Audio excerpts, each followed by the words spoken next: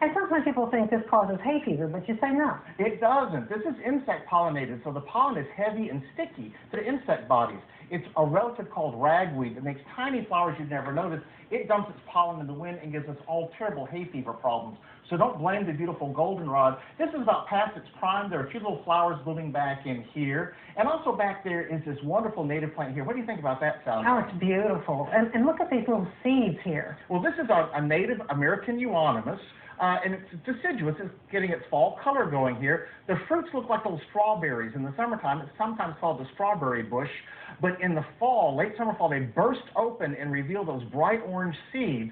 And that gives this plant two of its great common names, wahoo, because when it bursts open, it's like wahoo. But my favorite is hearts bursting with love. And so this is a really great native plant, too, for landscapes. And Dan, there's so much to see in this garden, and you say this plant attracts the skipper butterfly. It does. This is one of my favorite flowering vines for Louisiana and New Orleans gardens. This blue pea vine, gorgeous flowers. Saves some seeds each year. It's an annual, but you can see some damage on the leaf right there. That's the feeding of the caterpillar of the skipper butterfly. So this provides nectar and a food plant for the skipper butterfly larva. I love this garden because there's so many surprises everywhere you look, from the water feature to this sculpture. It looks like a sculpture. Well, the gardener had a tree that died here, a cassia tree, and so she left it, and it's a perch for birds that gather around this little fountain here and get water and bathe. And so this is a really wonderful artistic way to use a dead tree, and she also caters to the birds, not just the butterflies, with this feature here. Dan, this is my favorite area of the garden. I could sit here in this beautiful shade all day long.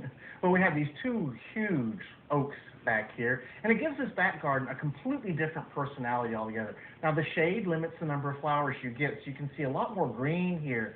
But the gardeners embellished the area with various pieces of artwork to add some interest, some container plants that look nice. And so this gives this part of the garden a very peaceful, relaxing feel. I think that's what you're responding to. I feel the peace out here. And when people are putting together their garden, they have to think in terms of different rooms in their garden and areas where they will want to have seating or dining and different uses for the garden. Just like indoors, you have different use areas inside your house, you have different use areas outside of your house, and you can design them differently just like you do the rooms inside your house.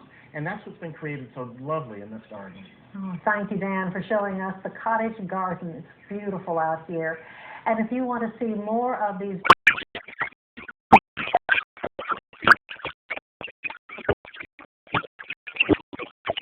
we'll be right back.